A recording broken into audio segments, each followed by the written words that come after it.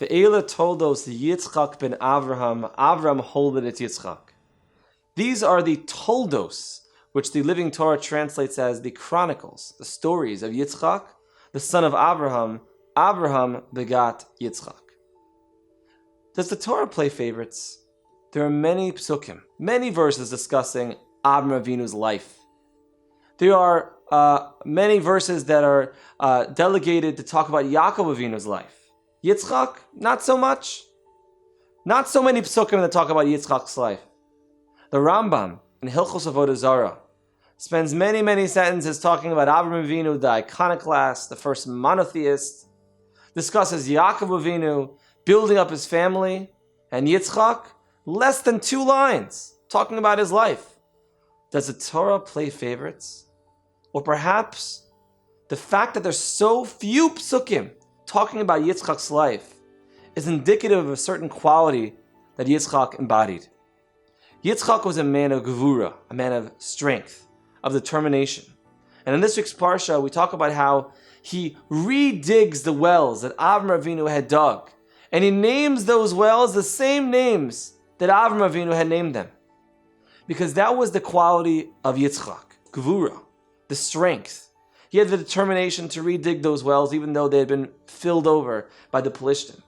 But more than that, it's the quality of Mesorah, that he passes the tradition of his father Avraham Avinu to Yaakov. Yitzchak is that connector. He's the one who passes over that Mesorah. This is so significant because Yitzchak, his service to God was in the inner crevices of his heart. It was a private affair. It wasn't out in the open. It's not like Avraham Avinu was a man of chesed, which requires someone to be the recipient of that chesed. It's not like Yaakov, who represents Torah, which obviously needs people to hear the Torah.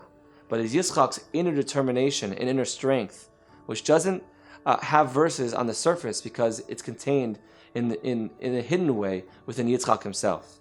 Rabbi Soloveitchik says, we say that someone is Shomer Shabbos or Shomer Kashrus. The idea of a Shomer is the idea that they're a guardian of something. When let's say I'm a Shomer, a guardian of your watch, I will hold on to your watch and give it back to you in its pristine state, exactly as I got it. When someone is Shomer Shabbos, they keep Shabbos, that means they're keeping in the same pristine state that their father and mother taught them and their grandparents taught them. When someone's a Shomer Kashrus, they're keeping the laws of kosher, of eating something that's allowed to be eaten in Judaism because they're holding on to that tradition. That's the idea of Mesorah. You're a Shomer.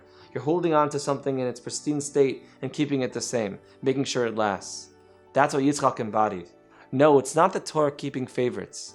The Torah is in line with what Yitzchak represented, that quality of Gevura, that quality of Mesorah. But we take inspiration from Yitzchak and also have the inner fortitude and inner determination to also have that strength to keep the Mesorah, to keep the tradition of our parents and grandparents. Shabbat Shalom.